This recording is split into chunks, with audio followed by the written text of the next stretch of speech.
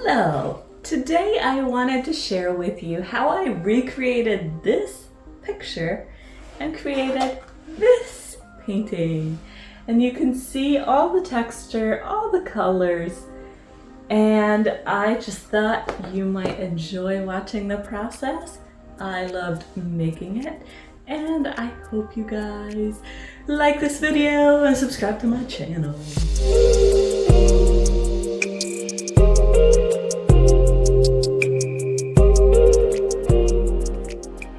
Do you like my new logo? I spent probably hours making that this weekend. It was so much fun. I think it's so cool. So this is the bouquet that I'm trying to recreate. You can see it here in the bottom right corner. And I just decided to try this new technique where I basically create, I'm calling it a stencil, but you know it's not a stencil because it doesn't have cutouts. It's basically just a mock-up. And then once I had created that design, I went in and I created a list because you know me, I love to be super organized and make this easy for myself. So then I could just do the checklist and create every flower easily with plenty of time and not worried that I'm missing anything. Then I created this super grainy background texture for the canvas, and we're doing an 8x8 canvas, which is kind of tricky for me, which is why I use the stencil in the first place, because I usually make flowers too large, and this one was definitely going to be a challenge if I followed my old methods. So here I'm just using some joint compound mixed into my Gaffrey paint, which is new for me, but look how cool that looks. And with a little brushwork, you can create some really nice blending. It was so much fun. I love this new technique that I'm trying, and I'm definitely gonna keep doing it for a while. Because I think it's just so great and it really keeps me super focused, which I think is really great. And then of course I created my little guidelines for every flower onto my pieces of acetate. And of course, if you're like me and you really like your paint to go as long as it possibly can, you can just squeegee it to the front with one of these scrapers. They're called food scrapers for the kitchen, but I use them in my art. My voice is a little bit raspy today because I've been sick this weekend, which is so annoying because I love making stuff. I love creating, I love being busy, and I just hate being sick. It's so annoying. But I created a very short video for you guys who really want the tutorial on the Gerber daisies, and that one actually just came out today. So I'm gonna try and create more of like those 2-minute tutorials or something like that, so you guys who really want to learn how to make something, you don't have to watch a whole video of the whole process if that's not really what you're looking for. Here I am using a little bit of an air dry clay, and I decided to use this to create some of my flowers because I wanted to create a higher profile and I didn't have tons of paint, so I really wanted to find an alternative to create something that's stable and very tall. Interestingly enough, it did end up being not the best idea for what I used it for, which I'll talk about when we get to the carnations.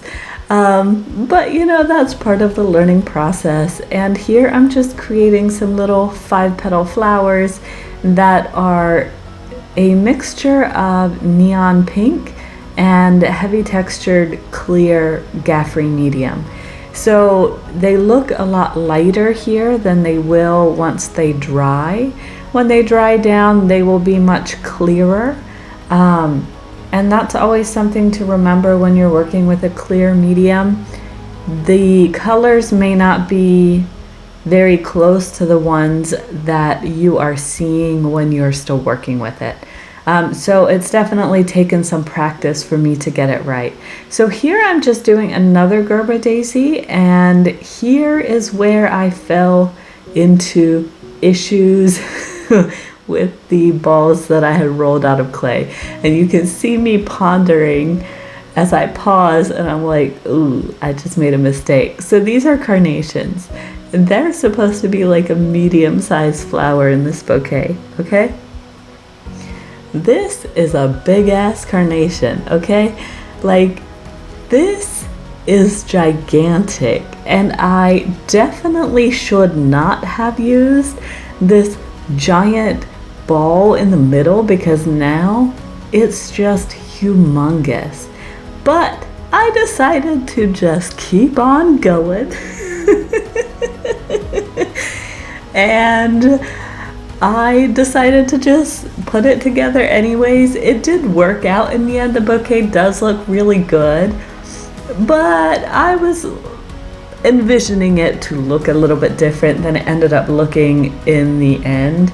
But that is just how it goes sometimes in my life. Here I'm creating a very nice neutral pink. When you mix together a quinacridone magenta and a little bit of a cadmium yellow, what you get is a very neutralized shade, because the blue tones of the pink and the warm tones of the yellow are just going to balance each other out. And then I basically created some stripes in the bag so that for this little dahlia it could look super duper stripey and just super duper detailed. Now here is also where you notice that making those clay balls round was a mistake, and I really should have flattened them. So they shouldn't have so much of a profile on the top, as they should just be kind of wider on the sides and flatter on the top. I would love to create a better tutorial in the future where I can show you exactly what I mean and how you can actually make it work for you. But I am just learning as I go, and I've been really busy. I've been making so many cool things for you guys and just having so much fun in my life. So I've been busy. Even though I have a lot of things that I want to do, I'm still doing other things that I want to do. So I am, for a stay-at-home wife, I sure am awfully busy. So here you can just see I am peeling off every single flower, and I am getting ready to put my bouquet together. Now I love this part of the process because I feel like it just gives me so much serenity and enjoyment, just being able to see all of these flowers lined up nice and neat and ready to be put together. I just love being organized. It makes me feel so peaceful, and bringing organization into my artistic process has been really nice. So, and it also makes for good content, because when I'm neater and more organized, it really gives me a sense of flow when I'm editing my videos, to really create something that I enjoy. And hopefully you guys enjoy it as well. If you ever have any feedback you would like to leave in the comment section, I take your comments very seriously. And I love knowing that you guys either love or don't like of what I'm doing, and then it helps me to create better content for you. Here I am just checking real quick with that stencil to make sure I am on scale with that hydrangea I piped in the middle. And here's another mistake that I made in this painting. You see that beautiful hydrangea in the center? I really wish I would have pulled it more outwards to the edges, because that color is very dark. And in the end, when I looked at this painting, I just couldn't get over the fact that the contrast was missing, and it really needed some lovely contrast. And I learned a lot making this painting, and so I'm really glad that I made as many mistakes as I did, because in the ones moving forward from this, I will not be making these mistakes again. And that's basically just, I followed the reference photo a little too closely, I think.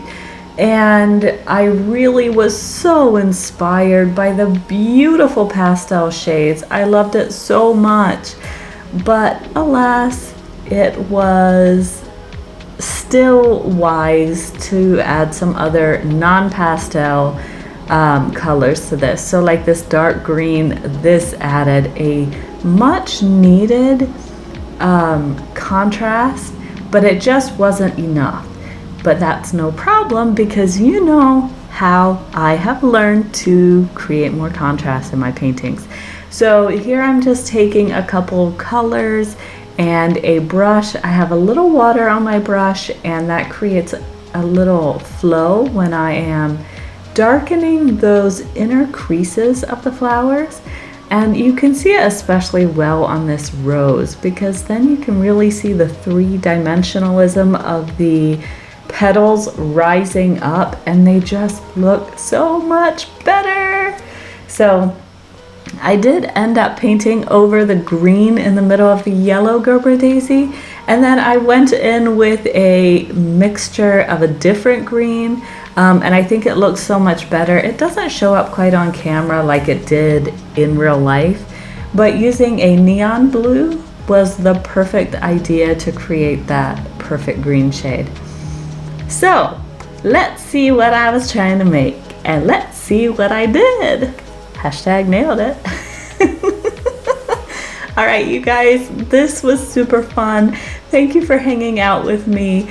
I love your support so much. I really appreciate that you love watching my videos, and I cannot wait to see you in the next video. Don't forget to like and subscribe, and have a wonderful day. Bye.